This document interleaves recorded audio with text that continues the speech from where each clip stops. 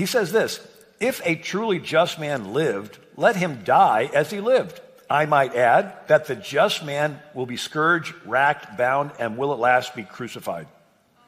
He writes this in 380 BC. He says, people really don't have virtue. If anyone was born that really had virtue, the world would crucify him.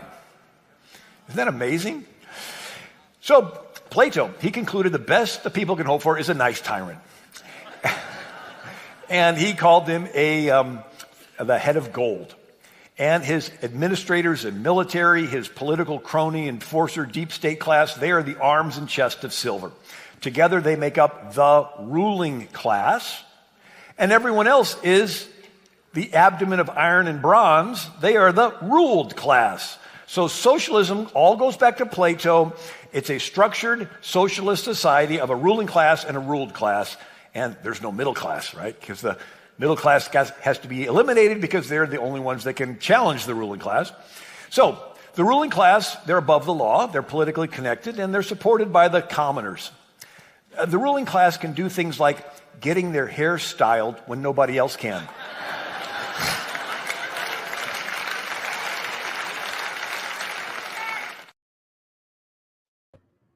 All right. I am Ben Burgess. This is Give Them an Argument. I am joined, as always, by our super producer, Jake Appett, and our very talented graphic designer, J. Andrew World, who was the one who found this, dumpster diving through Rumble, sorry.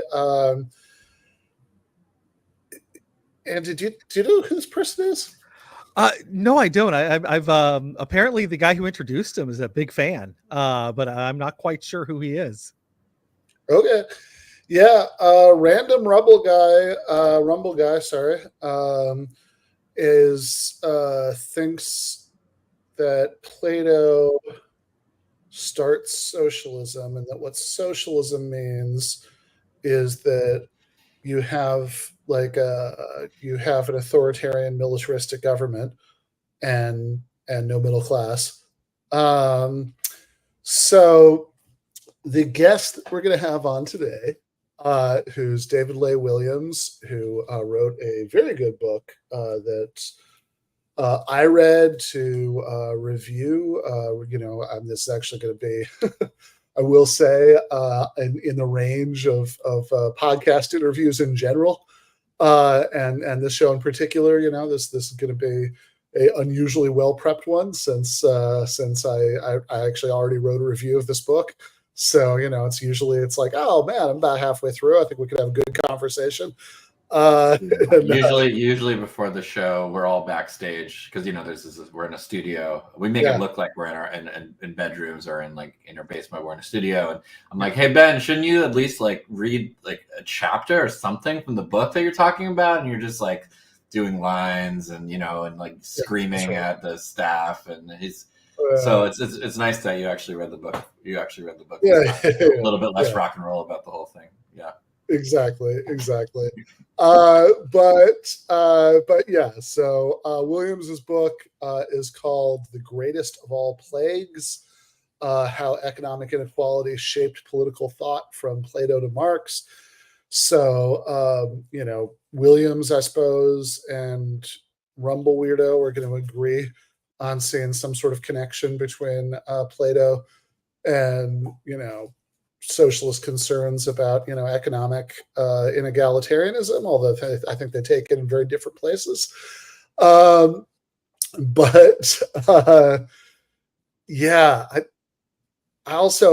know, I just kept thinking as I was watching that video, I'll just Jake has already pulled back the curtain to how the show works, right? Giving you a pretty good glimpse. So I'll just say along the same lines, right, that look, I understand there's a fine line to walk if, you're talking about something like, Plato, and you're presenting to, popular audience. It's not a philosophy seminar. You want to make some political points. That's okay, how much am I going to be a stickler, right, for the details of the argument here, and how much do I just want to kind of get it across? But when you get into the point where you're doing these pandemic hot shots about people getting haircuts during the COVID lockdowns. I think you've gone. I think you're no longer walking the fine line. Oh, is that what that was about?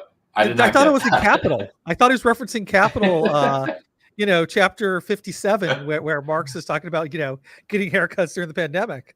The published version is only 33 chapters long, but yeah, that's the extra 24 he gets into like a lot of stuff like that. You have a sick ability to take sick in whatever definition of the word you mean, to like remember like the briefest of political controversies that were clearly just complete bullshit, but you're always like, oh yeah, that was when Republicans were, they were, the big thing is that they were angry, about the haircuts. But the haircuts. Yeah, that was like a good 2 weeks, right? Spring 2020. Yeah. I was like too busy worrying about whether I would like ever be able to join, like participate in society again. Although I guess that would make me, very, very angry at the liberal haircut people. I wasn't really clamoring to go get one, I guess, at that point, but. It's William Federer, by the way, author and historian is who is speaking. I think of no relation to the tennis player. Yeah, no relation. He's a senior fellow at the D. James Kennedy Center for Christian Statesmanship, a Ministry of Evangelism Explosion International. You had me at evangelism, but explosion, that's where you really hook line. If you've ever watched The Righteous Gemstones, the gay son in Righteous Gemstones, right? Like if that guy starts his own ministry, I'm pretty sure it'd be called Evangelism Explosions. Yeah. I'm sold. Yeah. Yeah. All right. Yes, Tom, I actually do remember the controversy about Bill Clinton getting a haircut, because I think the main issue was how expensive it was, but yeah, it also like shut down a big part of the terminal or whatever for the security. So, yeah, because he had to fly out to get the haircut. Yeah. I've made some horrible life choices. I don't know what to tell you, but I think this is. I don't suggest you write this book, but a book on the most minor scandals that were made the biggest deal out of would be actually a decent, I don't know, bathroom book or something like that. Yeah, totally. I will say y'all can see my choice on haircuts. It's in protest. Yes. Yeah, there you go. You were so angry about the lib governors getting haircuts in 2020 that you're just never going to get one again, right? I'm still angry about Bill Clinton. As you see, I've joined your protest for the last month or so, but no, I keep getting that. I keep putting that off. I was thinking about, I kept thinking it's like, I should really do one before the event, the book launch, which we did last Tuesday, and then there's just been too much going on. I haven't made it. I'm not protesting anything. Yeah, but I am going to try. I'm going to be in England for the Historical Materialism Conference next week, which is really just a haircut. Yeah, exactly. That's all it actually is. It's just but I want to get a pre-haircut, right? So before the haircutting conference. Yeah. So if you get your haircut in England, it just reminds me of how one time when I went on vacation in Italy with my parents, I got my haircut, and then for years that became my mom saying, we used to take him to Italy to get his haircut. It's like this playing up this glamorous life. So you're like, I'm just heading over to England for a cut. There's this really great barber there, and might check out the Historical Materialism Conference, while I'm there, right? Sure. Yeah, already there for the haircut. When I was a kid, there was one time when we were, I don't know, I guess maybe I was in like high school at this point, but like as a teenager, there's a time when my sister was flying back from somewhere, and she flew into JFK, and we went to pick her up. So it's like a whole thing for years that I'd be like, no, I've never been to New York. And my dad was like, yes, you have. Because like,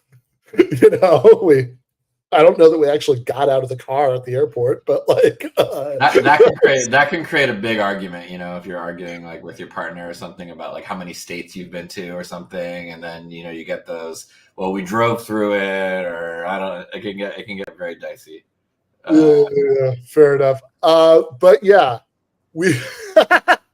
I'm sure they do. Yes, that sounds completely correct to me. The haircut is a bumper shoot. Don't even check it. I'm just going to believe that. That's what I'll ask for if I go there. But yeah, haircutless though it was, the book launch was fantastic. So yeah, it was out in the beer garden at the Lawless Brewing Company in North Hollywood. That's the panel. Me and Jason Miles and Anna Kasparian. And that is a bunch of people holding up their copies of the pamphlet, 4 Essays on Palestine. And yeah, it was definitely definitely filled up the beer garden. I was neurotic in my characteristic way in the week leading up to it about sales and stuff, but I think any more people than that would have started to get like awkward for the amount of space we had, and really, really fun discussion. I think we're gonna have the video. I think that's going to be like the episode next week, basically. Like, we'll set it up or whatever at the beginning, but that'll be the episode next week, I think. But yeah, really fun panel, mostly, of course, about the pamphlet. But as you might imagine, given the combination of people, it wandered around to a few other topics. Jason did what he described as his Montel Williams thing, at one point in the Q&A, and wandered around the crowd, with a microphone. Yeah, good time was had by all. When somebody flew in from Seattle for that, blew my mind. But we went, had a good core group of people going out to the second bar afterwards. And I went back to, I've been going back and forth from LA to the very bare room you see behind you in LA to the apartment in Rosarito. So I went back a day early so I could give Jason a ride back after the event. And, we hit some road closings and stuff, so we didn't get back till like 5:30 in the morning. And so, it was kind of shot for work the next day, but the event itself was fantastic. Really happy about that. I think that we're going to try to do a UK version next week. Not like, clearly it's way too little time to do some kind of any like ticket sales or anything, right? But, at least we'll have a location people can show up to. I hope if Alfie gets back to me about that in good time. But yeah, there has been other stuff going on, and I'd like to hit at least a teeny little bit of it before David Leigh Williams shows up for the main event tonight. Probably not going to get to very much of it, but it is what it is. So we have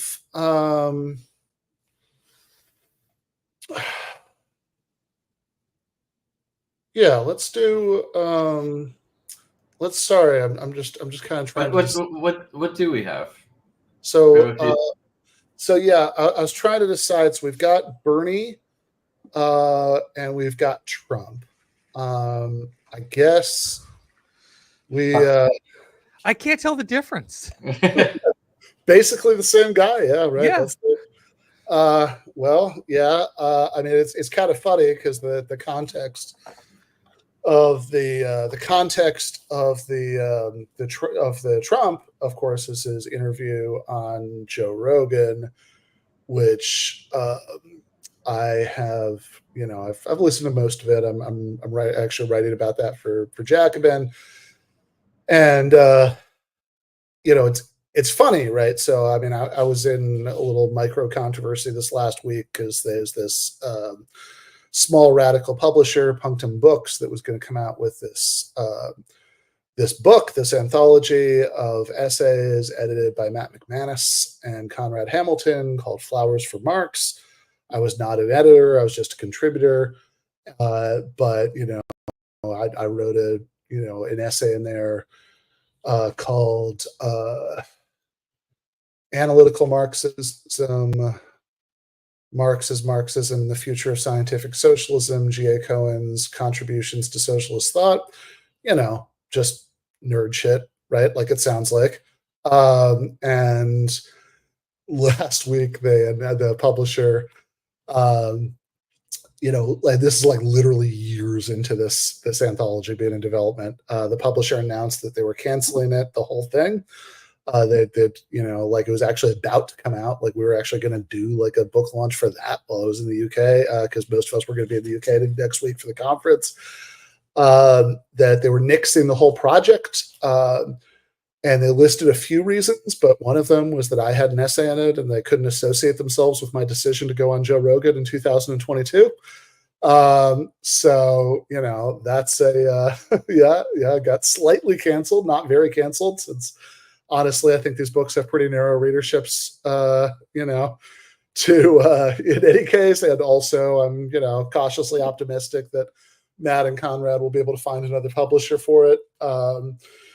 But yeah, but yes, I did get slightly canceled over this last week as a whole thing.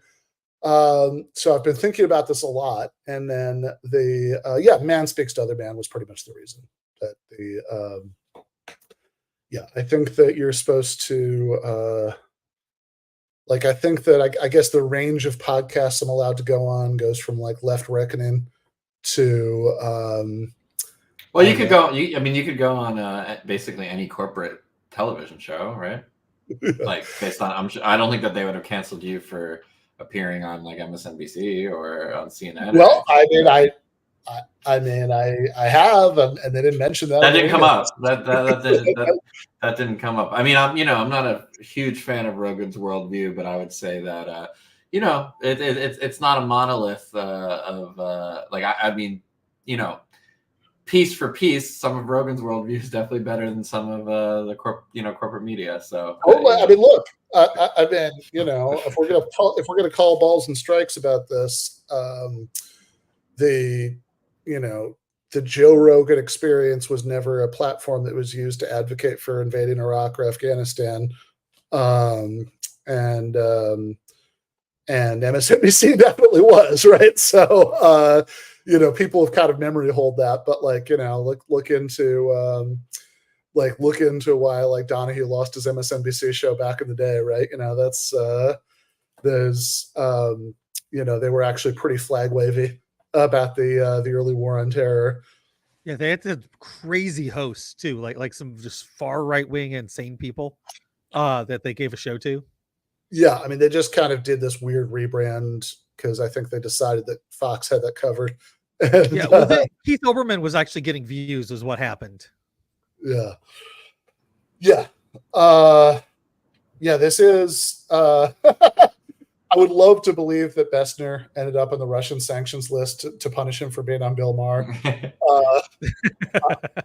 I'm 99% sure that somebody at the Russian version of the State Department was just like scrolling through lists of international relations professors, and they just kind of picked him randomly so they could fill some kind of quota for the sanctions list. That would be my guess.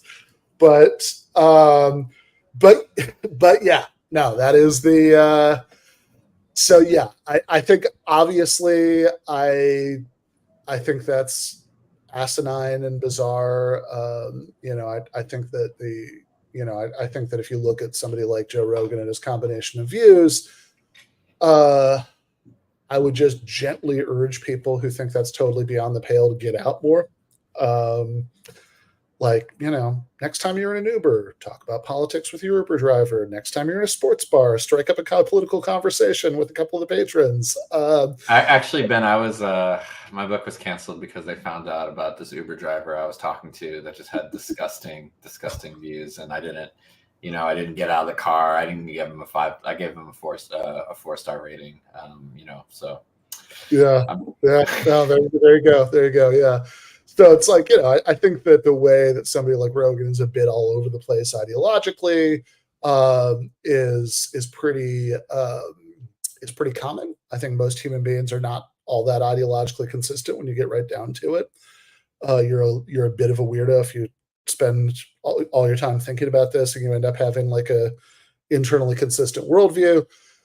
And I think that, you know, the way that somebody like Rogan has gone from like sort of soft supporting Bernie in 2020 to, you know, I mean, coming off as at least as supportive of Donald Trump in that interview, right? You know, from what I listened to is depressing, but I also think that it's not uncommon, right? Like I think there's a certain chunk of the electorate that, you know, was at least somewhat friendly to what Bernie was saying, and, you know, probably would have voted for him if, you know, he'd made it into the general election, and also is, you know, feels similarly about somebody like Donald Trump, which is crazy to me. And before we bring on David Lee Williams, who's backstage, I do want to at least do this one clip from that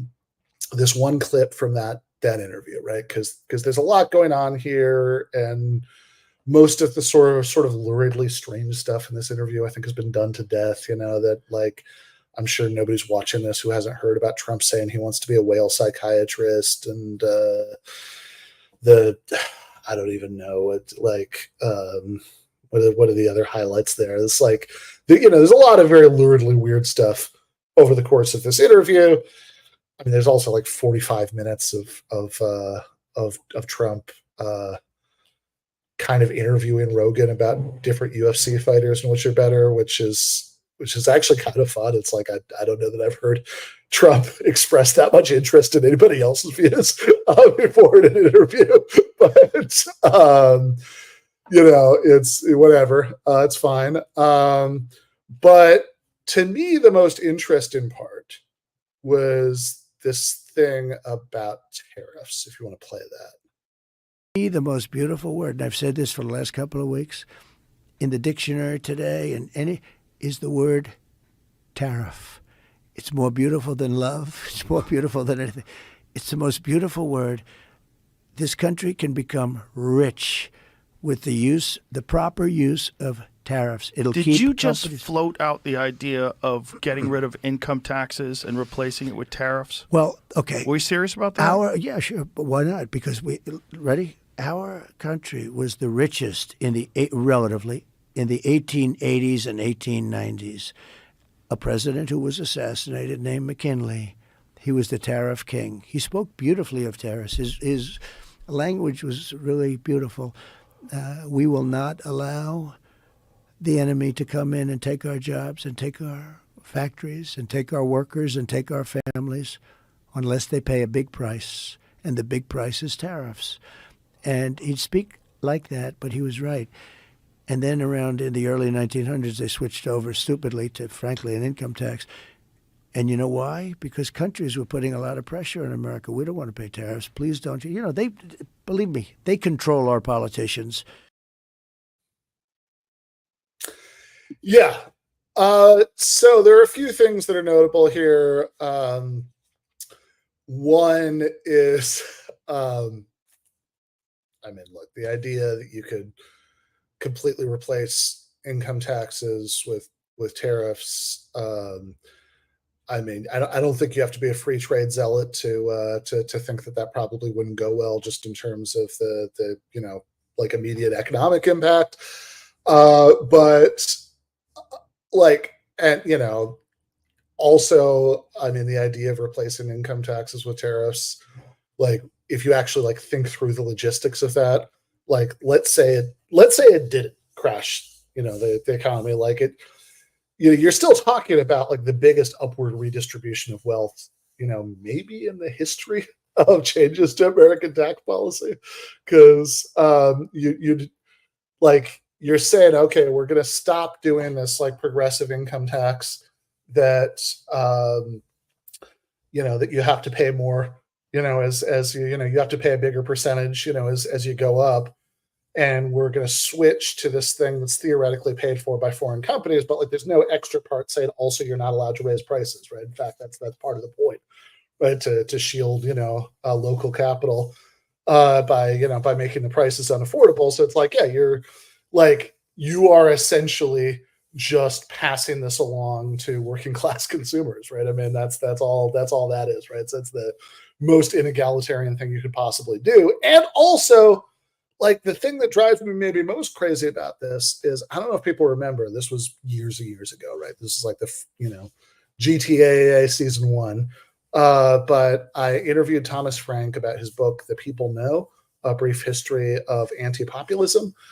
And, he talks about how the word populism has been abused, how, he talks about a lot about the original populists and the context of that, and, what they stood for and how it's different from, the way that people throw around the term now.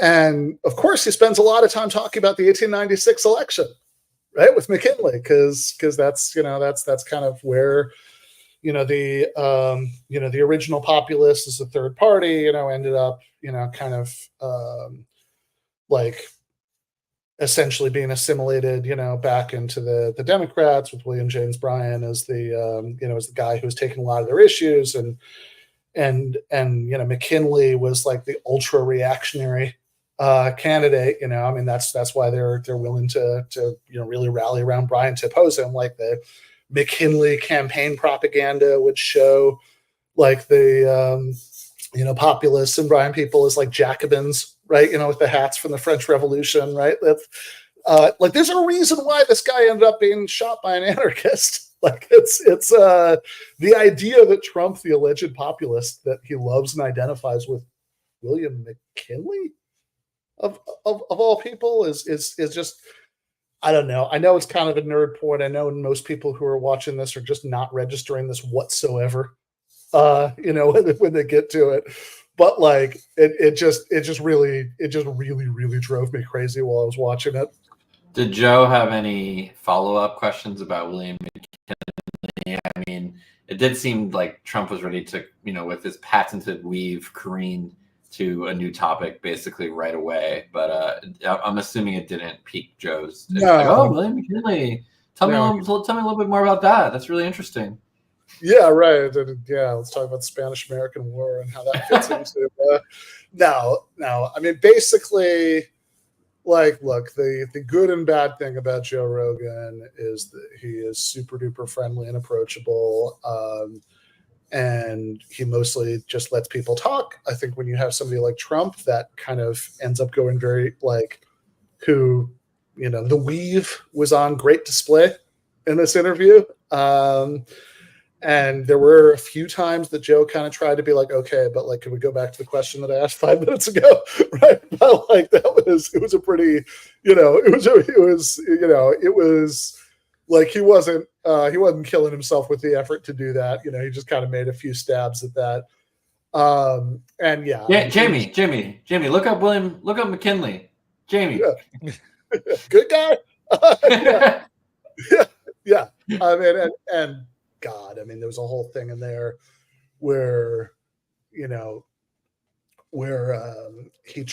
Trump says, oh, the biggest, I'm not going to try to do a Trump impression, but the biggest mistake, is that I appointed some bad people. And Joe's like, oh, you mean like neocons? And Trump doesn't like disagreeing with people while they're being nice to him. So he's like, yeah, sure.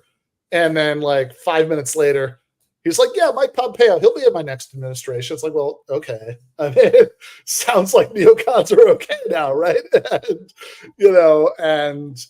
he wants to, wants to use the isolationist rhetoric, but then is also very clear that he didn't actually, like, even from what he says in the Rogan interview, it's very clear that he wouldn't have actually withdrawn from Afghanistan.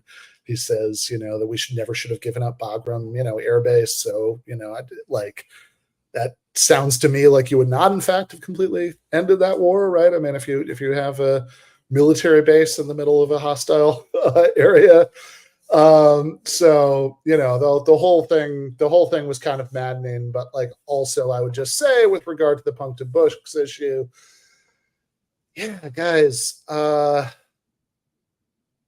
mean, I don't know what's going to happen next week, but I'm pretty sure about half of the Americans who vote are going to vote for Trump. If anybody who's ever expressed a positive thought about him is off limits, I really don't know what the plan is for realigning American politics in the way that you'd have to be to even achieve like kind of substantive social democracy.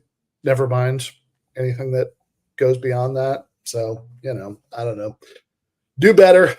But meanwhile, we are I will see you guys in the post game where, I don't know, we'll do silly shit. We'll probably watch Jordan Peterson argue with Richard Dawkins about dragons or something. But have a little bit of a have a little bit of a drawdown into silly shit after after all the Plato and Hobbes and Rousseau we're about to do. But right now, I will welcome David Lay Williams. How are you doing? Great. How are you? Can you hear me? Yep, I can hear you just fine. Okay, great.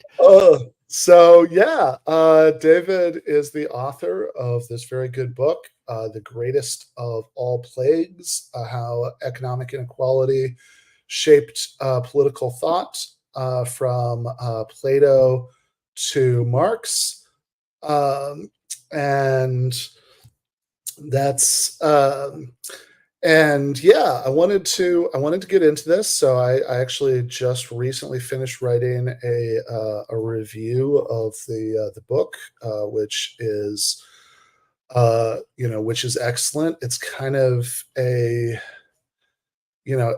I guess it feels to me like a much needed filling of the space in this sort of overlap area in the Venn diagram of sort of great books kind of commentary and attention to economic inequality, which tend to not go together. Yes. I'm one way possibly into thinking about what you're doing with this book is to think about another book that you mentioned briefly toward the end of this one that I remember reading and being annoyed by for many reasons back when it first came out, which is by Steven Pinker. It's called Enlightenment Now: The Case for Reason, Science, Humanism, and Progress. Which, I found annoying, not because I'm against reason, science, humanism, or progress, right? Those are all fine. But for reasons that I think come out very clearly in this passage that you quote from there, where he describes economic inequality as a peculiar fixation of the 21st century. And, he quotes, people ranging from Bernie and Trump to Pope Francis to whoever, Barack Obama, right? Saying that economic inequality is this great challenge, and he basically says, "Well, I don't see why, right? What's bad about it? Are you guys just confusing economic inequality with poverty, right? Because sure, yeah, there should be a floor, but why is economic inequality bad? In fact, economic inequality is good because the more of it there is, the more of a sign that you have a thriving, economy going on. And one thing that your book does certainly is it should put to rest the idea that this is only a fixation that's bothered people in the 21st century. Yeah. Steven Pinker, in fact, calls inequality a harbinger of opportunity. That's the phrase he uses. And yeah, Pinker is fairly representative of a large cluster of thinkers today who argue that while they will concede, well, sure, poverty is a problem. We want to do something about poverty.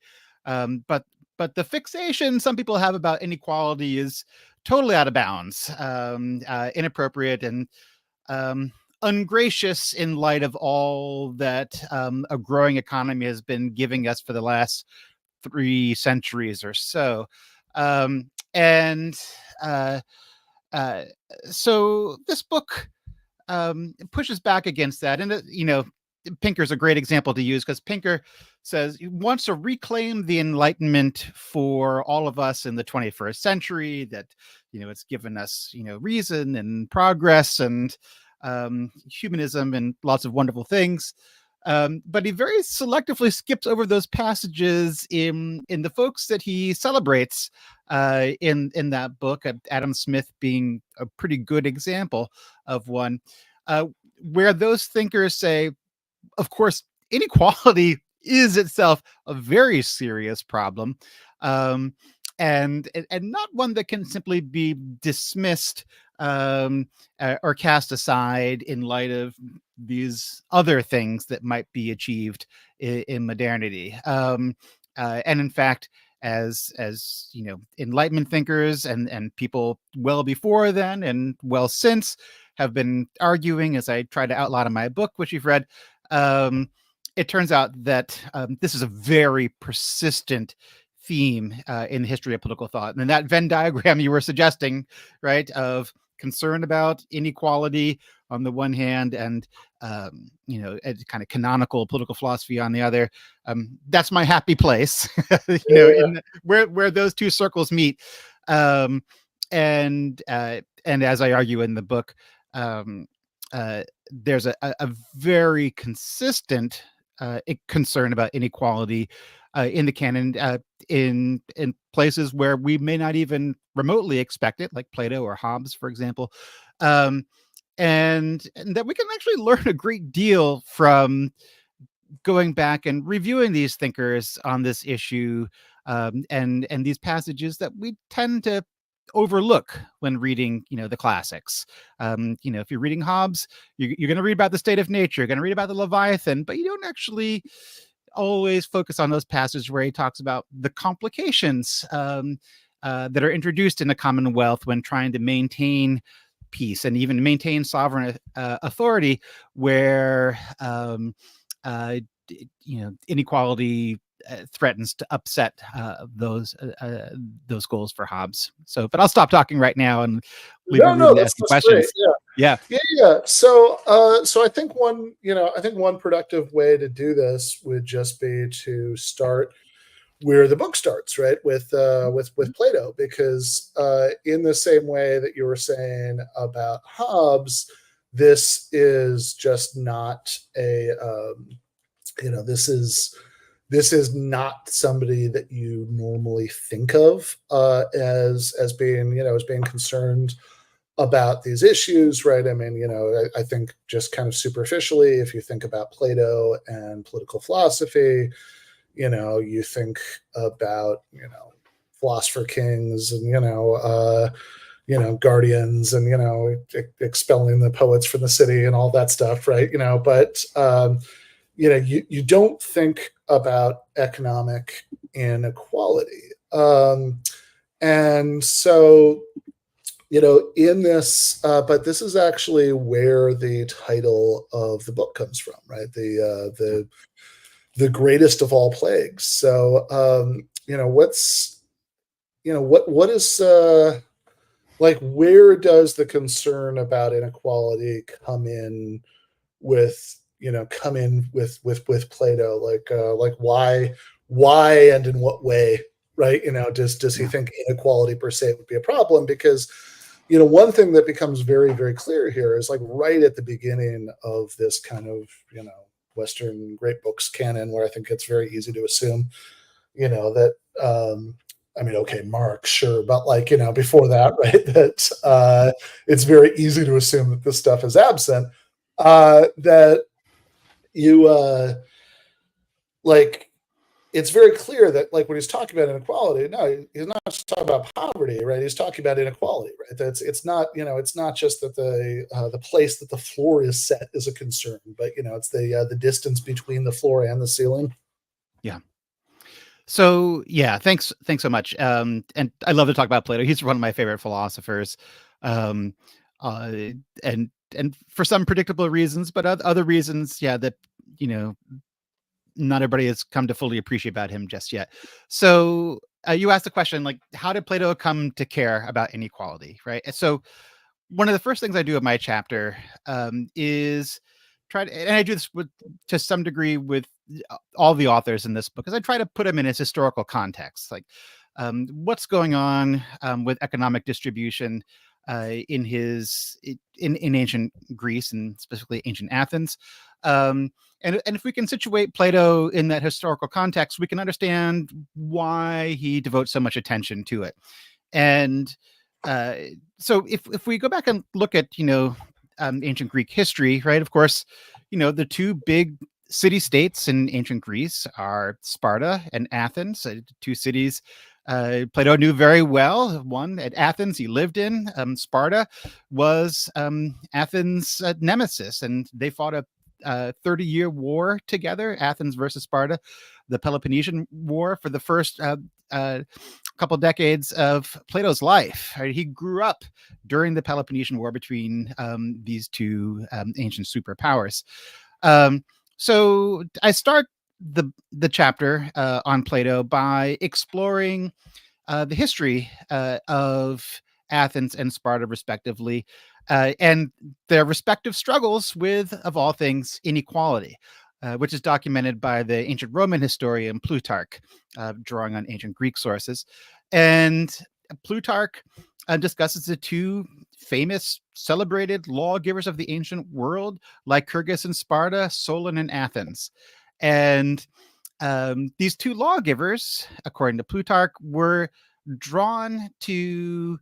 compelled to intervene with new laws, effectively new constitutions for these two city-states, because of crises of economic inequality. And we can get into the weeds of this if we want to, but I think the main thrust of this, from Plutarch's presentation of the two cities, is both cities were on the verge of potentially very violent class warfare. And they all kind of knew it. Everybody in ancient Sparta knew it. Everybody in ancient Athens knew it. And the only way... whoops, I think you're muted. But yeah, I was just going to say, without getting too deeply into the weeds, right? I mean, like, you have a lot of this has to do with like debt crisis, yes, and like people, maybe being so deeply in debt that they're, that like we're sort of like in selling your children into slavery territory, stuff like that. Yeah, specifically in Athens, that was the case. The Athenians had a practice of lending where they accepted people's bodies as collateral and accepted the children of the debtors as collateral. And this, of course, was both very real and very horrific for the ancient Athenians. And when things got really bad and it became clear that the poor people weren't necessarily going to actually pay these debts off with their bodies and the bodies of their children, they realized a revolution was inevitable unless they brought in a lawgiver. And that lawgiver was Solon. And the very first thing he did was to issue something called the Sysakphia, which was a forgiveness of all debts, which he believed was absolutely essential. He had to wipe the slate clean there as regards debts, and also to forbid the practice of ever putting up your own freedom or your children's freedom as collateral for future debts as well. Of course, in Sparta, the lawgiver was Lycurgus, who was brought in for a similar crisis of inequality, and his reforms were even more radical by the accounting of Plutarch. He actually brought in he recalled all private property and redistributed that property equally to everyone. He said he actually gained the consent of all the Spartans who understood it was better to redistribute property than to suffer a violent civil war. So that's the really ancient past. But in Plato's own lifetime, during the Peloponnesian War, there was also a succession of class wars within the city-state of Athens. Athens had an oligarchic war of the rich against the poor, and then a democratic war of the poor against the rich, and then finally another oligarchic war of the rich against the poor, which concluded at the end of the Peloponnesian War. So 3 class wars within a decade in Athens. So it's inevitable. I argue, at least in this book, that this would have been very much on the forefront of Plato's mind. It would be crazy if we didn't think about these issues. And I think knowing that about Plato's past helps explain why he tends to this issue and comes back to it in his longest and most important dialogues. Yeah, and so this is again, where the title of the book comes from, right? Because Plato talks about how if the degree of imbalance, between the largest fortunes and the citizens who are doing the worst becomes too bad, then you end up essentially having two cities instead of one. That this naturally leads them to being at war with each other, which would be the civil war that he refers to as the greatest of all plagues. And I think that oftentimes, right? I mean, if people have read, like, I think maybe if the Plato they've read, right? Like, I mean, you probably people who have read a little bit of Plato in college is one of two things, right? Like, either they maybe just read like some of the sort of most important standalone dialogues, the Euthyphro, the Crito, stuff like that, Apology, right? Or maybe they like really got into it and read the Republic. But I think probably relatively few people, even if they're like philosophy majors, whatever, read the laws in college. And that's where the most radical stuff is about economic inequality.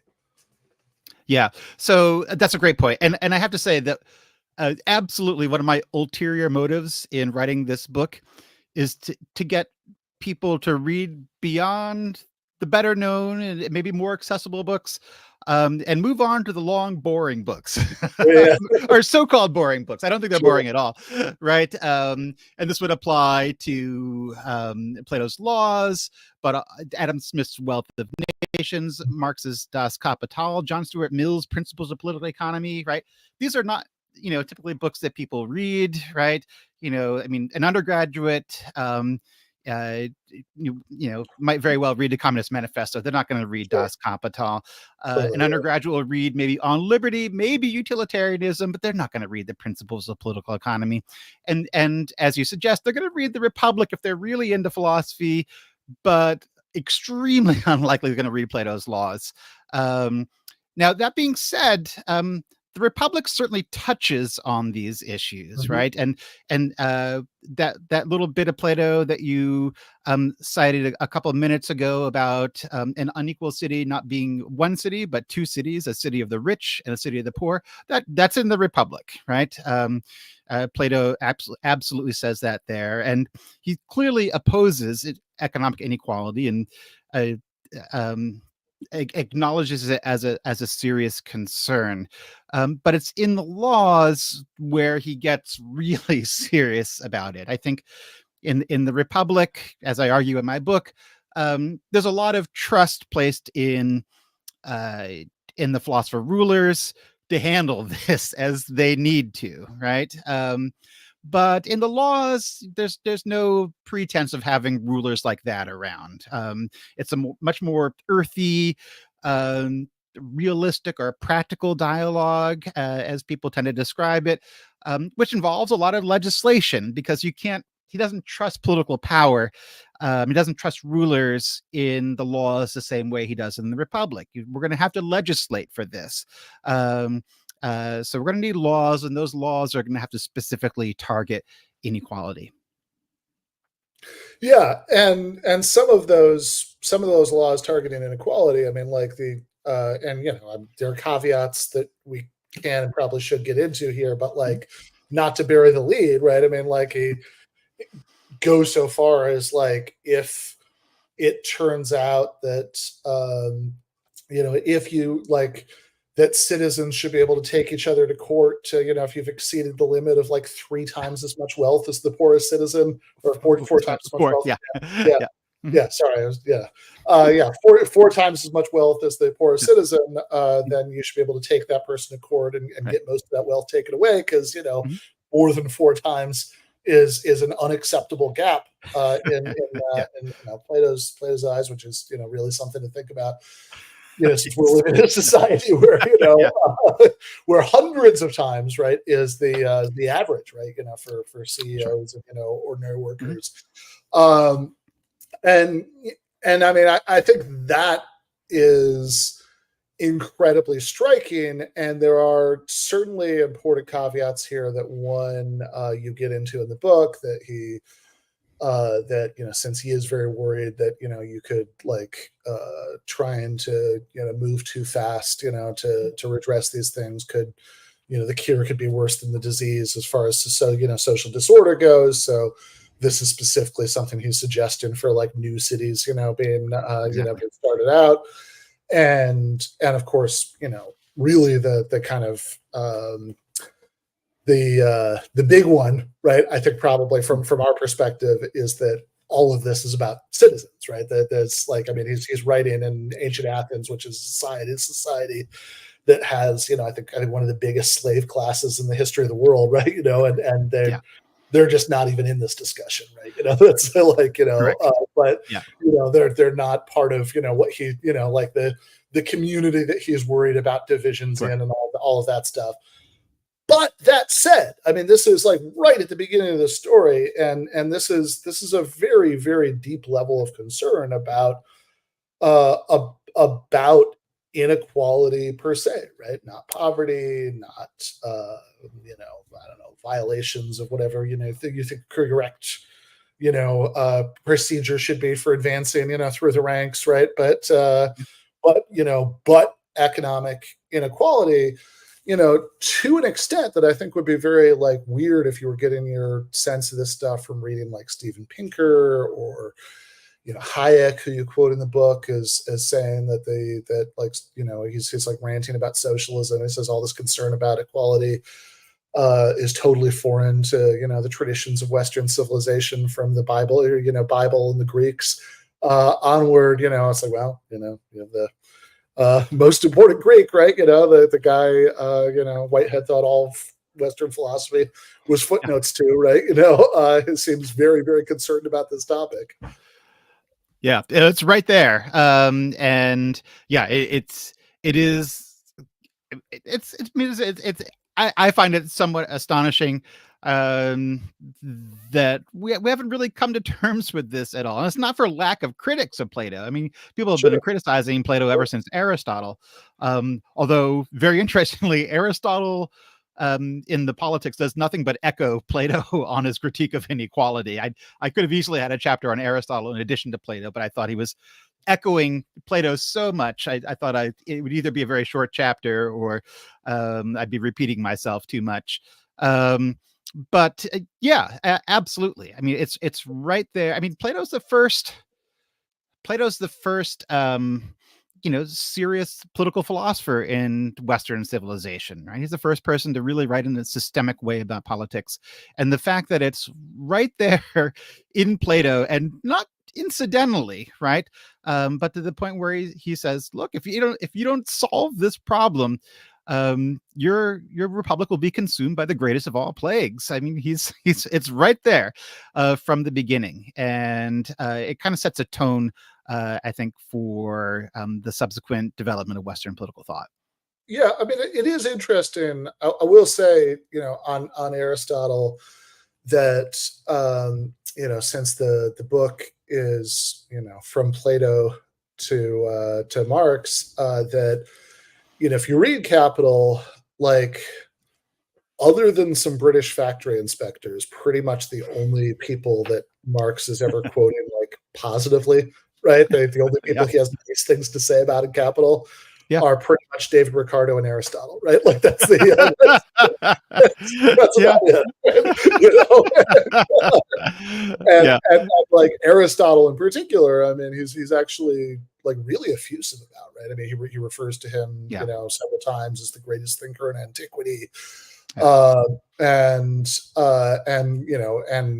He sort of credits him for coming up to the brink of his own views about value, but not quite getting there, which he says is not because of an intellectual problem with Aristotle, but it's just sort of because of a the ideological blinkers of living in a slave society. That's the claim that he makes. But it does seem like he probably had Plato on the brain also, even though he's not explicitly quoted, because one of the connections you bring out of the book is, Marx in Capital, like the supernatural metaphor everybody always remembers is the capital is dead labor that lives vampire like by sucking on the living. But he also says that. He also talks about profit incentives creating this werewolf-like hunger for extra hours of workers' labor, which sounds a lot like Plato saying that the greed that's unleashed by search for greater fortunes, turns a man into a wolf. Yeah. Exactly. Yeah. In fact, that's a metaphor that also extends to Jean-Jacques Rousseau in his discourse on the origins of inequality, in which he says that the rich man is much like the wolf, who, once he has gotten a taste for human blood, is satisfied by nothing else. Namely, just to connect the dots here for Rousseau. He says, once the rich people get accustomed to taking money out of the pockets of the poor, as he suggests, nothing else pleases them nearly as much. They do it for sport more than anything else, and as such, he says they effectively descend below the the human species, as it were, and descend into this vision of a wolf or a werewolf, as the case may be. Yeah. Yeah. So I want to maybe, because I think that, the idea. Well, okay. So, I don't want to spend a ton of time on this because I think like, I think it's less surprising to people to hear that, just like they're maybe like sure, Marx, obviously, Rousseau, even, this is like, not shocking that, that he's interested in these things. And the New Testament, even if people have, maybe like don't quite appreciate the full extent of it, right? I mean, I think the idea that there's like some sort of concern for the poor there is pretty obvious, whereas it's like a lot more surprising when you get into the Hobbes stuff, for example. But but maybe we'd spend just a moment on chapter 2 on the New Testament. Because I think that an impression that people might have, right, like that goes like this, right? It's like, okay, sure, there's all this stuff from Jesus talking about how much he likes the poor and expressing like some level of distrust or spiritual approval for disapproval for the rich. But that's not really tied to any sort of this worldly concern about like addressing inequality, right? That ultimately this is just like I think in a way, like oftentimes politically conservative Christians and sort of classic left-wing critics of religion sort of converge on this, right? And say like, well, yeah, this is you're just kind of telling people that, your reward is in heaven and you should grin and bear it. And that, maybe there are threads of what's going on there that does reflect, but, again, much like you did earlier with ancient Athens, right? You do a lot of the book to sort of contextualize this in terms of the economic conditions in ancient Judea, and you kind of make the case that there actually is a lot more concern that's registered here with this worldly dimensions of it, with debt relief, for example, than you might think. Yeah. Yeah, absolutely. So I learned a lot in writing this chapter, and the stuff I found is is maybe not surprising to people who might be, New Testament scholars, but they are more surprising to, philosophers and political theorists, and certainly a lot of people who read the Bible but don't necessarily spend, a ton of time trying to put it in its historical context. So, yeah, if we go back to ancient Israel, we find a situation not all that different from what was true in ancient Athens and ancient Sparta, especially Athens, because it was a inequality spurred by or exacerbated by lending practices. So there was a wealthy class, there was a poor class.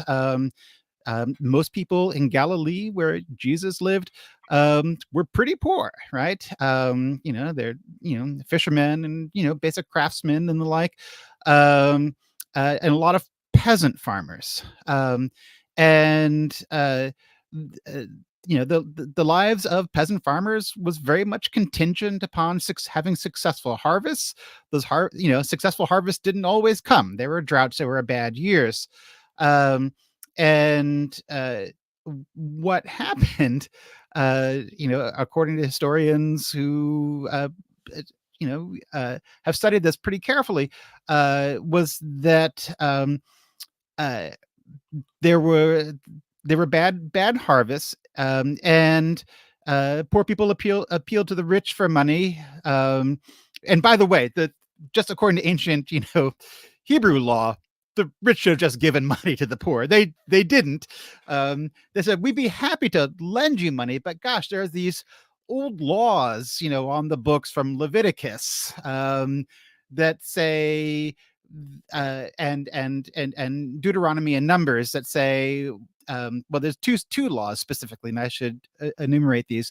The first of these laws is a sabbatical law. Once every 7 years, all debts are to be forgiven. All slaves are to be freed with a pocket full of money. Mm-hmm. And then once every 50 years, so on the seventh sabbatical year, we do all the stuff in a normal sabbatical year, but we also have a jubilee, and the jubilee is whatever property has been exchanged over the last 50 years through whatever has happened, we return that property back to the original families now into an equitable distribution. So when the rich were asked if they could help out the poor, they said, "Well, we'd love to loan them money, but the laws are such that there's no incentives for us to do it, right? If we have to forgive this debt in a few years, right, then we're out of money, right?" And so they appealed to the local rabbi, and the rabbi said, "Sure." So we issued a proclamation called the Pros Bool, and the Pros Bool suspended the sabbatical and the jubilee laws. And then what happened is fairly predictable after that. There was a bad harvest. The poor couldn't pay off their debts. So as in ancient Athens, they were taken as slaves, and their property was confiscated as collateral as well. And of course, what made this much worse for them was that they knew they wouldn't be freed as slaves. Their children wouldn't be freed, and their grandchildren would never get this property back. It was gone forever, right? And this is the context in which Jesus shows up and says, in the Gospel of Luke, right? It is the year of our Lord, which Bible scholars will tell you is a jubilee year. Which is to say, the gig is up, right? It's time to release the slaves, forgive your debts, and return the property back to everybody, right? So, there were lots of people claiming to be messiahs in the ancient world. A lot of people walking around saying, they were the ones, right? But I think what made Jesus especially resonant, beyond, the spiritual messages, which, it's not my purview. Sure. But I think what helped Jesus resonate with Jews in ancient Galilee was like he's telling them exactly what they want and perhaps need to hear, right? Which is that the nonsense is over. We're going to reestablish the old Jewish laws and fix this mess. And so when Jesus says in the Lord's Prayer, "Forgive us our debts," right? That means something to them. There's a very historical reason why that would resonate with them. Yeah. And I think that same kind of useful historical context, and I just want to skip ahead a bit to get to this, but is also very very helpfully given in the Hobbes chapter, where you're talking about you're talking about the English Civil War, right? Of course, as the context for Hobbes, and I think it might be helpful in setting this up, right? To like make kind of a basic distinction, because it sounds sort of absurd, right? To say it's like, oh, look, Hobbes is concerned about inequality, because it's like, look, I mean, it's like man is obviously the furthest thing imaginable from an advocate of like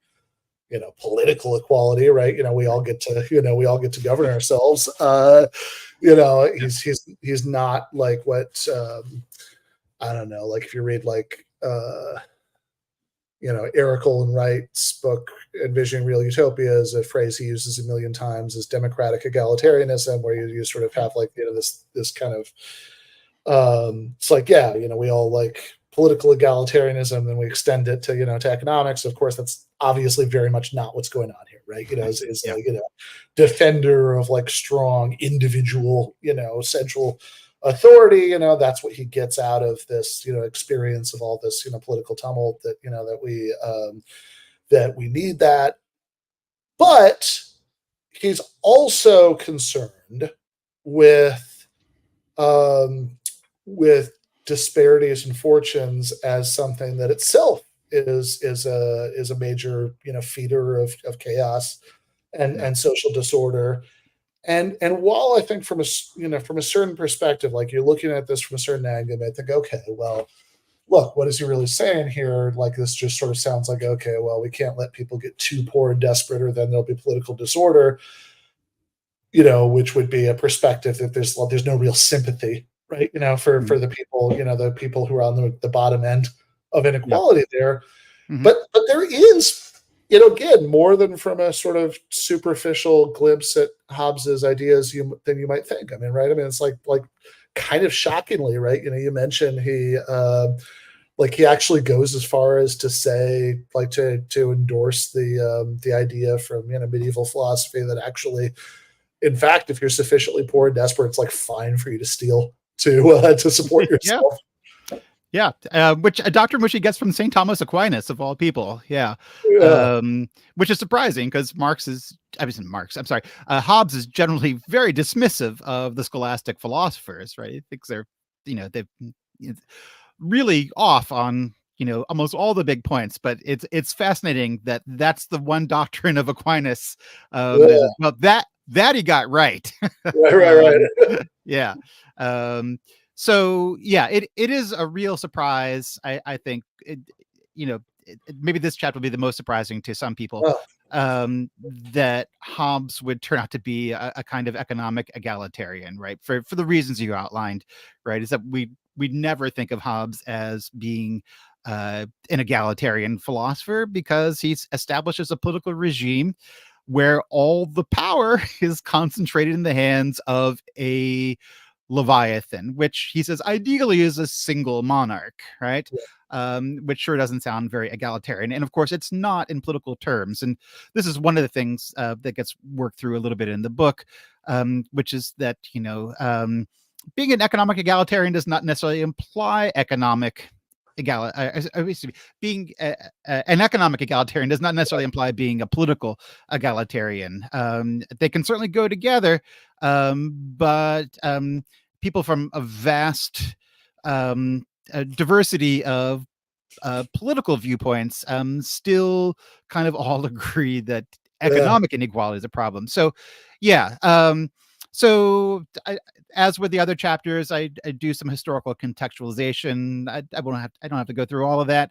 The short version of it is in Hobbes's lifetime, and there was an emerging wealthy merchant class that simply refused to pay the king taxes. The king imposed something called ship money taxes, and the merchants said, who's going to make us pay, right? And that precipitated that, along with other factors, to be sure, but contributed to the English Civil War, which Hobbes regards as the worst thing that ever happened in English history. And it was really violent and really bloody. It did result in the beheading of the king, and a lot of people dying. Hobbes's lesson he seems to draw from all of that is that, as he argues in Leviathan, which is, that is one of the great books that I do focus on in this book. That's not the obscure Hobbes work, although I do reference some of the other stuff too. But in Leviathan, he says, look, to concentrate a lot of wealth in the hands of a few is like the disease of pleurisy, right? That undoes the health of the body politic. Among other things, right? It when you have a wealthy class, and I think this will resonate with people in the 21st century. When you have a wealthy class, they become an independent source, a potential source, or contesting source of political authority. Right. Elon Musk doesn't have a political office, but he has a whole lot of political power. Right. And a lot more power than a lot of, politicians whose names we know Hobbes says that that's insustainable politically. He also says that rich people simply do not like to follow laws or rules. That he has a phrase he uses, variations of this phrase. They have a sense of impunity, right? If you are really rich, you just start to assume the rules do not apply to you. And when we think about Hobbes, we think about whatever else we think about him, we know that the rule of law is very important, that people have to be constrained, right, in order to achieve peace. And if you can't get the most powerful and influential members of society to follow those rules, you're already teetering with serious political instability and potentially revolution, which is the last thing that Hobbes wants. Yeah, right. So the interesting thing about this is that he's kind of starting with these like arch conservative premises, about maintaining existing social order, and he kind of finds his way to a lot of insights that that it's kind of easy to agree with, not at all, right? Starting from that premise, like, this is that in fact you do get all of this this political power that is going to be like, this is always the thing that's driven me up the wall. When I'll talk to like libertarians will say, oh, well, the problem isn't, capitalism, it's crony capitalism that the state does favors for, for rich people. It's like, okay, but like, what's the, like, do you think you can have tremendous concentrations of wealth without that leading to extra political influence, right? Like, how would that ever happen, right? And you think, and so it's like, but then I think, in Hobbes, he's concerned about that because, like, oh, wait, we have concentration, we had concentrated economic power, that downstream of that, you tend to get, sources of political power, which is bad because it undermines the authority of like the singular Leviathan, right? Yeah. But then, when you go into the next chapter about Rousseau, in some ways, I think the egalitarian concerns start feeling the most modern, because it's out of everybody so far, because there is this stuff that is edging into that sort of democratic egalitarian territory that with Rousseau, he is concerned about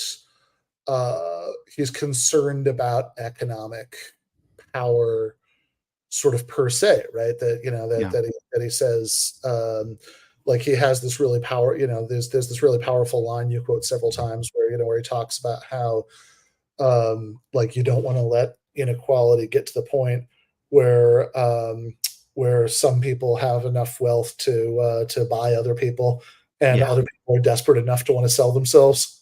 Yep. Yeah, absolutely. And in fact, that passage you just quoted, right, is actually a reference to ancient Athenian society, right? Rousseau himself was an avid reader of Plutarch. He knew that essay on Solon very well. And it was very clear that one of the things he learned from reading Plutarch on Solon and Lycurgus is that inequality is going to mess with societies in fairly fundamental ways. And I would also add, Rousseau was an avid reader of Plato, and not just Plato broadly, although he did read all of Plato's dialogues, but specifically Plato's laws. I've actually held Rousseau's copy of Plato's dialogues in my hands. They're at the British Library in London.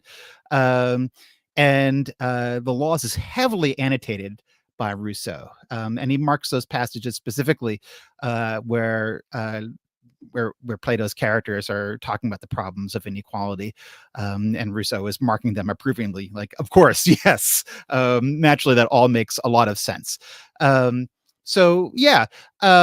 Rousseau, so he's very much drawing on the past, but he's also a real modern person, right? And he's the first person who's writing in something that we can probably start to properly call a commercial society, right? And he's the first great critic of commercial society. And, he's got one foot in the past, one foot with Plutarch and with Plato, but he's got another foot, stretched out forward, which connects him to Marx as well.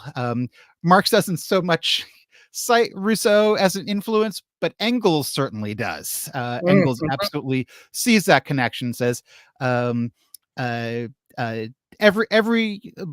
element of this argument in the Discourse on the Origins of Inequality is followed by Marx in Volume 1 of Das Kapital.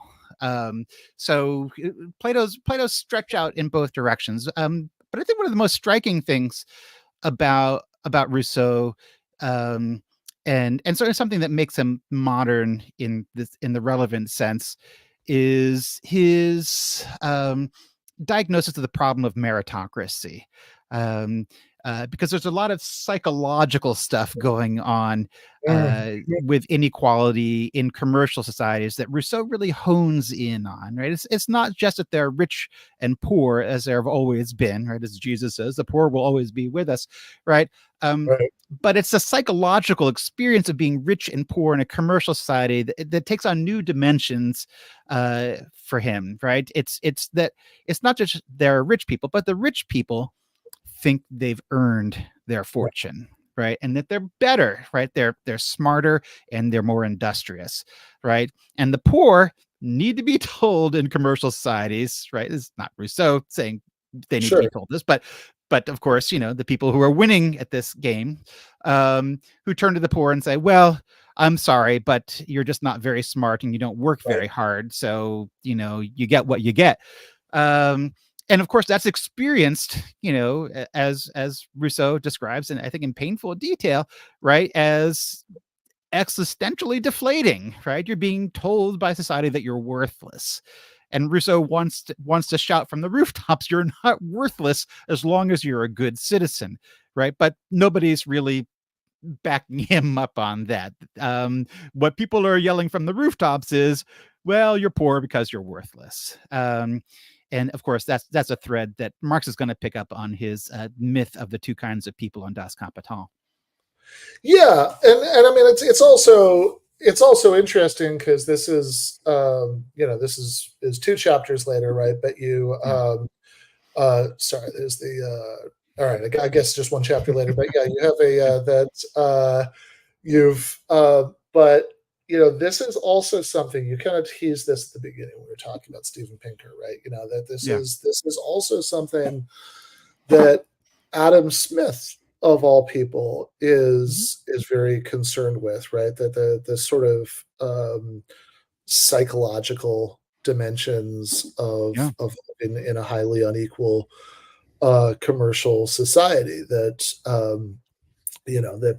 who obviously he's usually perceived as kind of the greatest cheerleader of that society, and not without reason, right? But right, he's also very concerned. I mean, Smith. You said, okay, not a lot of people necessarily read all of the Wealth of Nations, which is surely true, right? But even fewer people read the Moral Sentiments, right? That's right. Right. Basically, people read the paragraph about the invisible hand and just kind of ignore the rest, right? That's what people read of Adam Smith, right? And Principles of Economics, 101.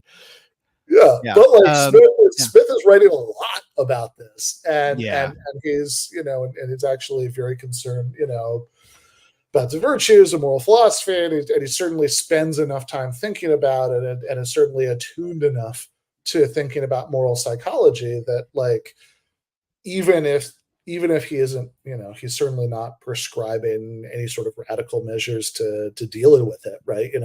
For reasons we could get into, but he is concerned about about people, the losers in a commercial society being perceived, not least by themselves, as being worthless, and conversely, right, by people perceiving people who get ahead in such a society as therefore men of great genius whose every word must be hung on, which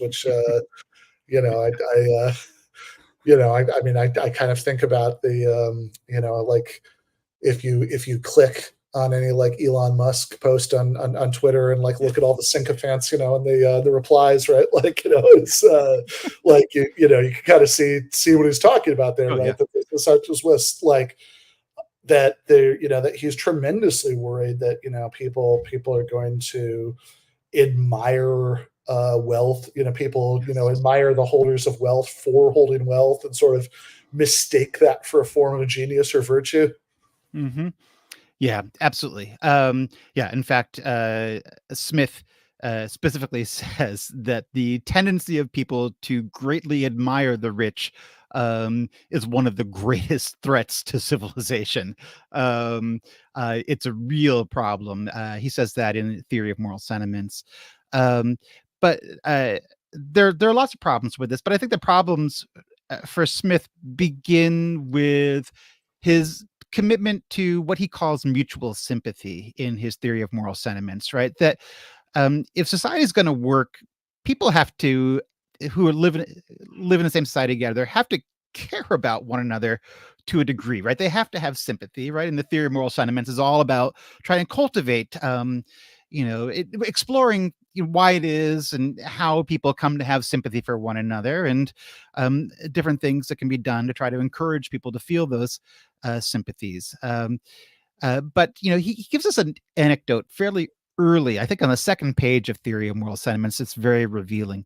And that anecdote is of a beggar on the street. He says he was laden with sores and just it's kind of painful to look at. And he says most people will look at that person and feel pained, right? They just can't help but feel sympathetic, right? Oh, that could be me.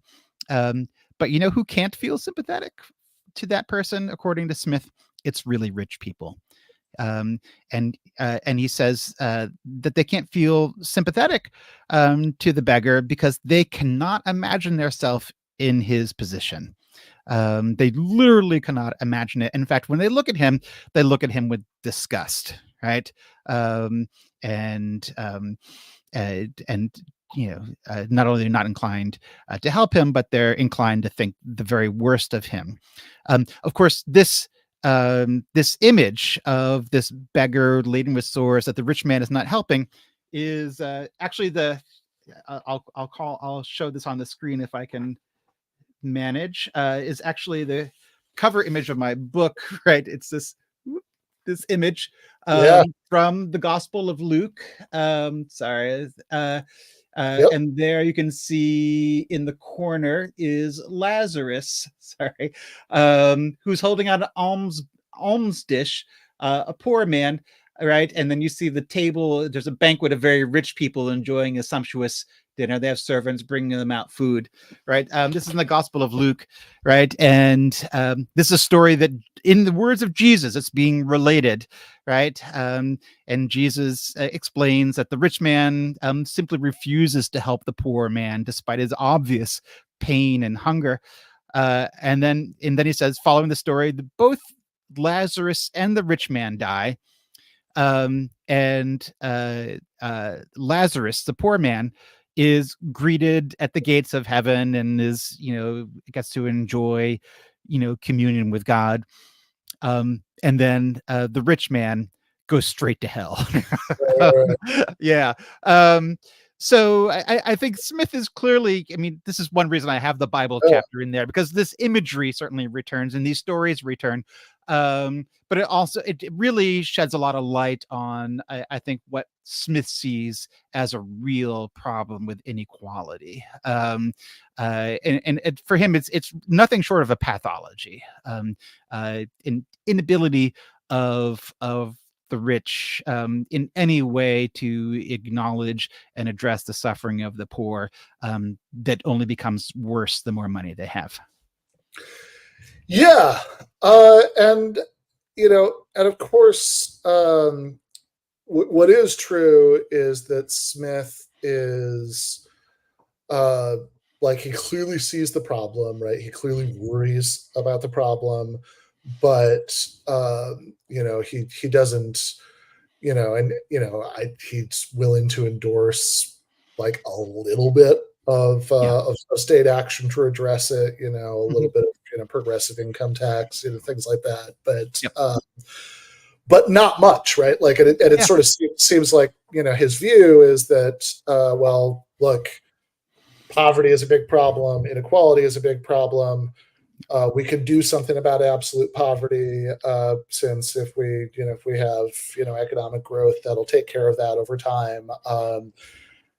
So that's the more solvable of the problems. So let's focus on that. Mm-hmm. Yeah, so that's true. I think Smith does less about inequality to try to solve the problem of inequality than any other figure in this book. And right. And I think you described it well, right? Smith is concerned both about poverty and inequality, but sees poverty as the more immediate and pressing problem. And for understandable reasons, that poverty was very bad, right? In the 18th century, right? To be poor then was not a good thing. It wasn't great in the 19th century either. And it's not great today. But he made a calculated decision, right? That if we grow the economy, his expectation was that a growing economy would create a demand, an expansion of business, which would create more jobs, and that demand for more jobs would have would create an upward swing in wages, right? Demand and supply and demand, right? Right. With the demand for workers going up, wages would go up, and poverty would lessen. So he tries to deal with the bottom as much as he can that way. He's optimistic that will improve their condition, and that's a worthy moral goal. But I'm less persuaded that he wants to do a whole lot about the top end. I will say that there are scholars like the people I've read since writing this book. Even Branko Milanovic has a new book called Visions of Inequality, and he argues that actually he thinks that Smith is more focused on inequality than I've suggested, and he may have a point. I'm gonna have to reconsider my argument about Smith because he argues that one of the ongoing concerns of the wealth of nations is that when competition increases in markets, that profits will go down, right? That the way to get your prices down is to drop your profits more, and acknowledge that you can't make as much on the top. Right now, that's not where Marx goes with his analysis of capitalism, right? But it's an argument, and I think Branko makes a heroic case for Smith. I think I still need to see more evidence for that, but it's that's the latest on Smith inequality studies. I mean, even if I think that you really draw out the parts of Smith where again it's very clear that he's concerned about this as an issue, even if it's much less clear that he has a solution to it. But after Smith, you go into John Stuart Mill, who is, this is getting really interesting because if you go back to Rousseau, it's like, okay, Rousseau is concerned about economic power in a different way, than a lot of the previous figures are, and particularly when you get into Smith. When you get into John Stuart Mill, Mill is writing in Britain at a time when capitalism is fairly developed, and he's a contemporary of Marx, even if they mostly seem to be shouldn't say so. Marx is very aware of Smith's earlier economic writings, that and he's very critical of them. And Capital, then Smith Smith goes way to the left economically from where he is, and in some of those early writings, and later, right? But Smith is certainly not aware of Marx, as far as I know, right? I think that I think there's one place where Smith refers to reading or going to a lecture. You mean Mill? I keep saying Smith. Yes, I do. yeah. I've said that times. Yes, Mill. Yes, yeah. Mill. I have a yes. That I think there's one place where Mill talks about going to a lecture. But he's a contemporary of his, or lives in this by far the most advanced capitalist society that that exists on Earth at that time, right? And he's really bringing that concern about that concern about economic power into the workplace, right? That Mill, as he does go to the left, and he even if it's a little bit what exactly he means by it is complicated, right? But he does start calling himself a socialist later in life. And he's certainly very concerned about workplace domination per se. That he thinks it's very bad news for some people to spend their whole lives during the working hours of their day, giving people orders, and most people having to spend their whole working lives taking orders, that's like just a bad and degrading way for people to live. Yeah. So Mill is probably also one of the more surprising characters in this book, insofar as, right, people, associate Mill with arguments for freedom, right? Mill is very popular with, a lot of contemporary conservatives, including economic conservatives. And Mill at times reads as pretty sympathetic to capitalism, right? The bulk of Principles of Political Economy, which is a 1,000-page long book, a treatise, which he worked over and over again on many editions throughout his life. A lot of that is about the operations of capitalism, how capital is made, right? But there's a very interesting thing in the introduction to this 1,000-page book. He says, we can talk all day about the laws of how money is made, right? And he says those laws are equivalent to natural laws, right? And they're kind of fixed and stable laws that are predictable. Right. Yeah. But he says the other issue in economics is, what are we going to do with all the capital? Who's going to get it? And he says there's no fixed law about that, right? That's a choice that societies make, right? And then he begins to make the case there, and then periodically throughout the Principles of Political Economy, that it's much better for us to distribute those resources reasonably equitably, for all kinds of reasons, right? Many of which you address, certainly as regards, workplace harmony.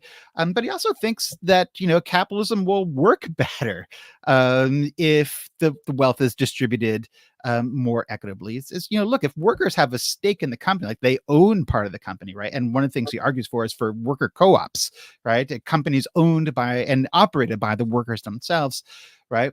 They're going to have a lot more stake and they have a lot more pride in what they make, and they're going to make better things. So if you really care about productivity and things made well, you're going to want more equality, right? Mm-hmm. But there are lots of other reasons we want equality too, which have nothing to do with capitalism, such as democracy, right?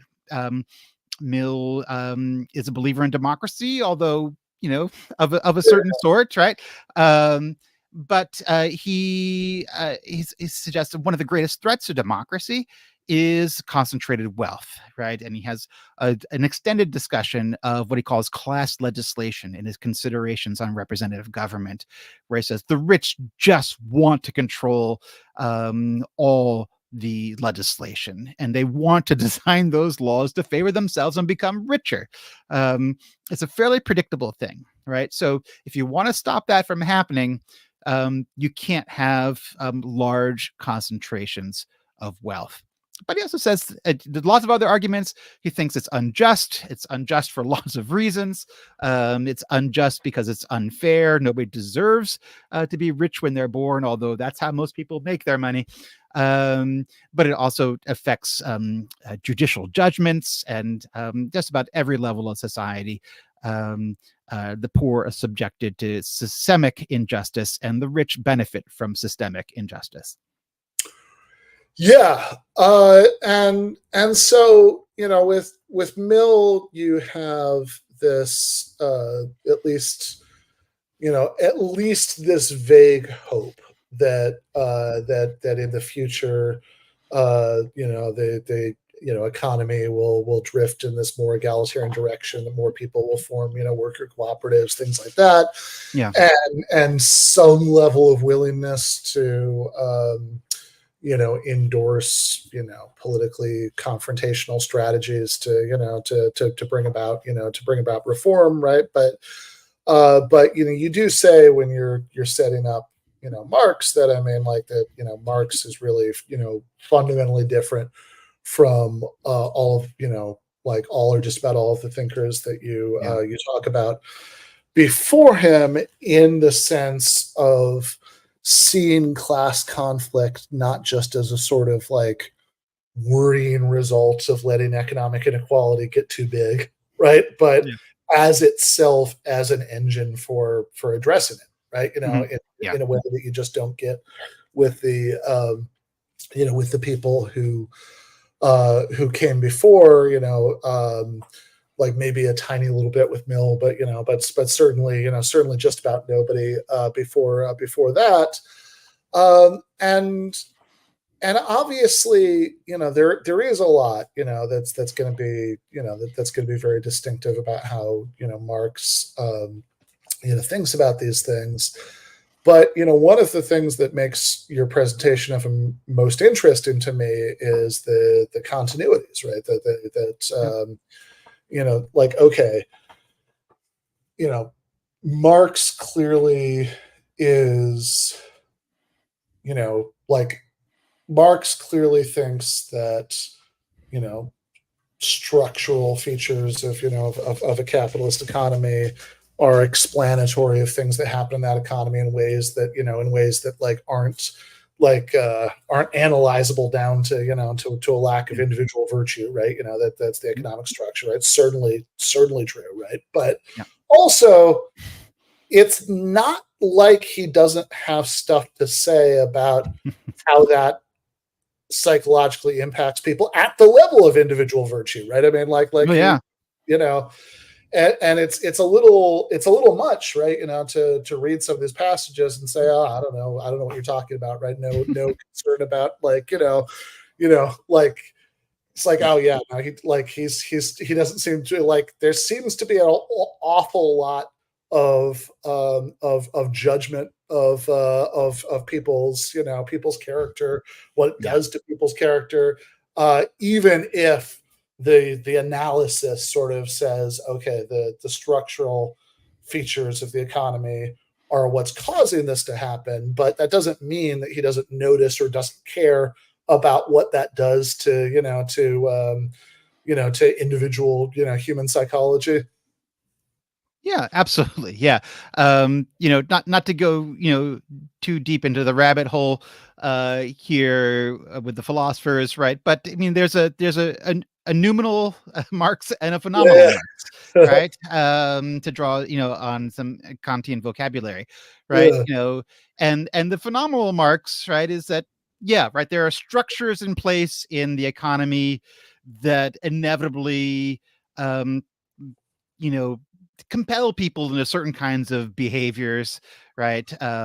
As cogs in this larger capitalist regime, right? But the noumenal Marx, as I call him, right, is not hesitant to judge people within that system, right? And this is where we get the judgments of character, right? And one of the things I really try to highlight in Marx is the role of pleonexia, which is a word ancient Greek word he uses. In fact, it's a word that most of the people in this book use at one time or another, right? Plato uses it all the time. It's in the Bible all the time. Hobbes uses it. John Stuart Mill uses it.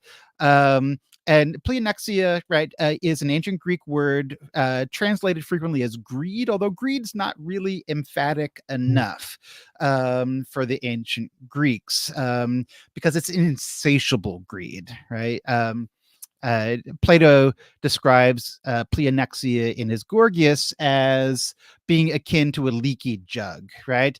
If you've got a jug with a hole in it, you can keep on pouring water in it all day and it will never be satisfied with the amount of water it gets. It's going to constantly want more, right? And this is an issue with rich people throughout this book, but Marx maybe makes more of this than anybody else. And he actually uses the ancient Greek word pleonexia, right? He doesn't use a German equivalent here. He uses the word pleonexia because he says capital creates these kind of pleonexic monsters, right? These people who become the vampires, right? A vampire, right, gets to suck some blood, right? But it's not like he's satisfied, like now I got the blood out of my system, right? And I can go, do my taxes or whatever, right? He's going to come back for more, right? And capitalism is that way, right? It creates people who become obsessed with making profits, and think almost of nothing else, right? And Marx, of course, is very judgmental about these people in lots of contexts, which is why he calls them vampires and werewolves, right? And equates them to these mythical or monstrous figures. So yeah, he's not hesitant to judge the rich at all, and that's one of the things I try to highlight in this chapter. Yeah, which is like maybe less, like maybe less of a contradiction than it might seem like, because I know, I don't know, I've had a friend Nathan Robinson, at its Current Affairs has said this to me before, that he worries that it's like the way Marxists talk about capitalism sort of lets the capitalists off the hook, right? It's all the, it's all the, right? And I guess I wonder about that, because if you think about other contexts, right? Like, if you, I don't know, I mean, if you live in authoritarian dictatorship and you end up getting a job, in the, as one of the guys in the, in the dungeons who pulls off people's fingernails and stuff, right? That it's probably true, right? It's absolutely true that like they wouldn't have given you the job if you weren't willing to do it, and if you weren't willing to do the job, they would have found somebody else, right? All true, right? Yeah. Mm-hmm. Nevertheless, I think most of us would be inclined to judge the person who did that. Yeah, I think so. Right. And yeah, I bring out these quotes from Marx, right? But Marx uses all kinds of normative vocabulary to describe what's going on in capitalist systems. There's just no question, right? And that there's a lot of moral judgment going on. And I don't want to say this is true of all Marx scholars. There are some Marx scholars who say, well, no, the Das Kapital, right? That's the more scientific Marx, and he's not interested in making moral judgments anymore. And that's just, I really am unpersuaded by that view of Marx, right? Having read Kapital from cover to cover, right? Because he's making judgments all the time. He's pulling on our heartstrings a lot of the time too, right? It goes on and on and on and about child labor and the mothers of young children who are working such long hours. They have to like dope the kids up with opiates, to keep them quiet all day, and then they end up, the kids end up wasting away. And I mean, it goes on and on and on and on in these veins, right? I mean, this is clearly very important, important to Marx. And you can see like, I mean, a related issue that you talk about here is, okay, like to the extent that we're interested in, getting real about this and acknowledging that there are some normative values that are, are playing a big role here, right? Then what are they, right? And then there's this issue where you have various people. I mean, I think you quote Alan Wood to this effect, who will say, well, Marx doesn't really care about equality, per se, right? He's interested in other things, maybe freedom, but I think that oftentimes people who say things like this are like they're latching on to things that are really there in Marx, right? But I think they're often doing it without a lot of nuance, right? Like in other words, does like caring about equality mean that you think that everybody has to have precisely the same amount of everything all the time? Well, if so, then nobody in the book cares about equality. Right. Yeah, there's this straw man egalitarian, I think, that recurs a lot in the literature, right? And because simply because somebody doesn't insist on perfect equality, well, then they can't be an egalitarian. And I confess I reworked the definition of egalitarian toward the end of the book, certainly in the Marx chapter, where I say, look, an egalitarian is not necessarily somebody who is insisting on perfect equality, so much as somebody who says we need more of it rather than less. Yeah, right. exactly. Right. That the amount of inequality that we have is not working for us, right? And we need to bring people a little closer together to have some kind of thriving society, and that's certainly true in Marx, right? Marx does not insist everybody have the same, right? As we all know, it's from each according to their abilities to each according to their needs, right? And as needs differ, right, resources will differ, right? But I don't think that means we can dismiss Marx's egalitarian impulses. I think they're genuine, and they inform his radical objections to inequality. Yeah, and I mean, look, I mean, 20th and 21st century moral philosophers, right, who, who are concerned with like the finer details of how to think about egalitarianism, spend all of this time on debates about, okay, well, equality of what exactly, right? You know, like and like one of the common views about that is, it says, well, that everybody has, that like the sort of equality that we should care about the most is equality in needs satisfaction, basically, right? That it's like, yeah, if a paraplegic and I don't have the same amount of medical resources spent on us, right? That's not a morally objectionable inequality, right? Right. It shouldn't be, right? Yeah. It's, one of us needs more, right? Than the other does, and it seems like certainly if you think about so if you think, okay, God, I mean, even Plato will let you have like 2 or 3 times as much as other citizens, as long as you don't go over 4, right? Yeah. But yeah, certainly if you think about Marx and equality, it seems like he both objects to how he understands, and he has this whole technical economic apparatus for understanding it, right? But for how he understands capitalist exploitation, certainly for resulting in unacceptable levels of inequality, right? That he's paints a very vivid picture, as you say, in Capital of what that looks like, and he says, like in the Critique of the Gotha Program, where that line about the from each to each, comes from, right?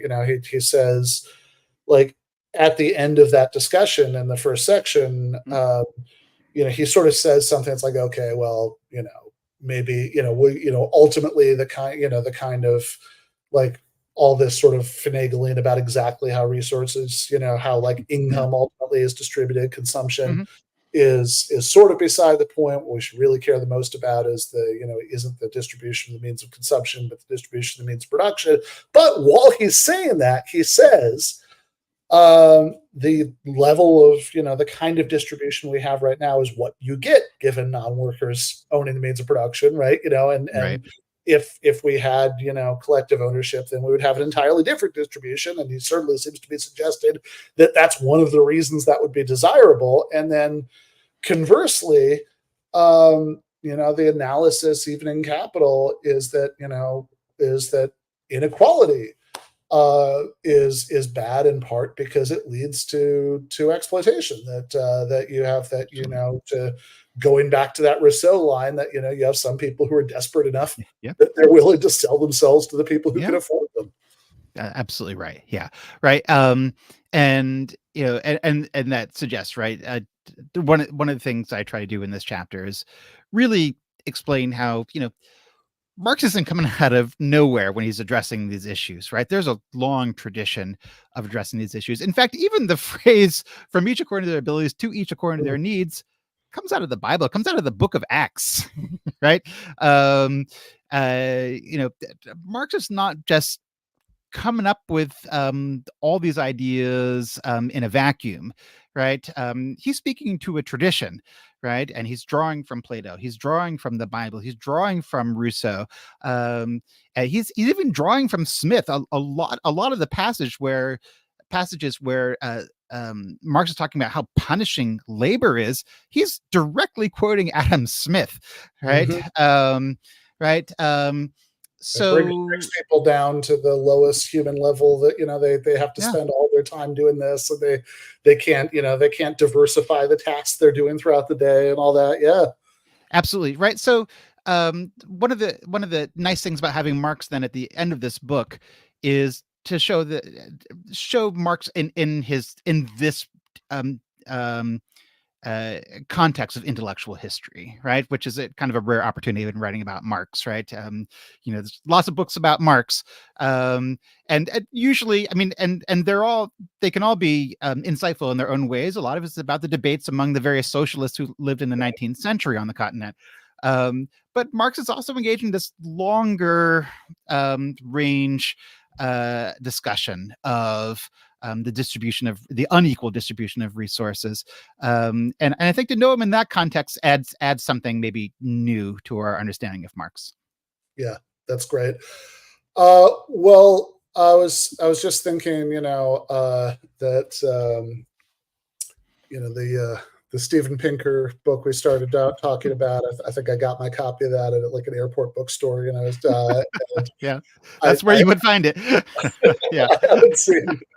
I haven't seen The Greatest of All Plagues at an airport yet, but not yet. Yeah.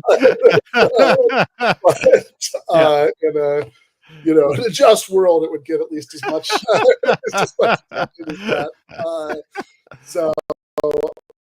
So yeah, once again, the full name of that book is The Greatest of All Plagues: How Economic Inequality Shaped Political Thought, from Plato to Marx. We've got a link down below in the description to where people can order it, and I hope people check it out. It's a very good read. I really appreciate it, Ben. I thoroughly enjoyed this conversation. All right. Thanks so much, David. Thanks, Ben. All right. So that is David Leigh Williams, once again, author of The Greatest of All Plagues: How Economic Inequality Shaped Political Thought, from Plato to Marx. And on that note, that's more than enough. Plato and Hobbes and John Stuart Mill for one night. What do we have in the post game? We've got some. Well, we have the Plato, John Stuart Mill of our day, right? Those kind of figures, and Ben Shapiro and Jordan Peterson. So it's more just getting into the contemporary scholars. So we're staying at about the same level. Yeah. We have such a rich treasure trove of idiotic material that we might even let post game audience vote. I'm being told by I don't know who would be telling me, but I'm being told that we might even give you a say of choose your own adventure, because there's so much idiotic content that will be behind the paywall. So please do join us. Although that is not the number one reason that we ask you to be a Patreon. It is a reason, but mostly it's what Ben. Yeah, I mean, mostly it's that this is how the show is supported. So obviously, people are at a time when it's 2024. You've got free content at your fingertips all the time. But if you like what we're doing, you want to support what we're doing, that's the best reason to do it. So that is patreon.com/Ben Burgess. So ultimately, it's ultimately it's a matter of building this up. It's a matter of solidarity. But as a way of saying thank you, we will give you some entertaining silly shit. So we will have fun. I think it's usually telling that Ben's like, all right, we're talking about Plato. We're talking about Mills, Rousseau, Hobbes. Jake, get the fuck out of here. And then for the post game, it's like, all right, well, we need you again. We have Jordan Peterson talking about he's begging Richard Dawkins, I think, to say that a dragon is real and that fire is a predator. So I'm honored. I'm honored by being called for my service to comment on some of this stuff. All right, sounds good, guys. We will see you in just a moment in the post game. Left is best.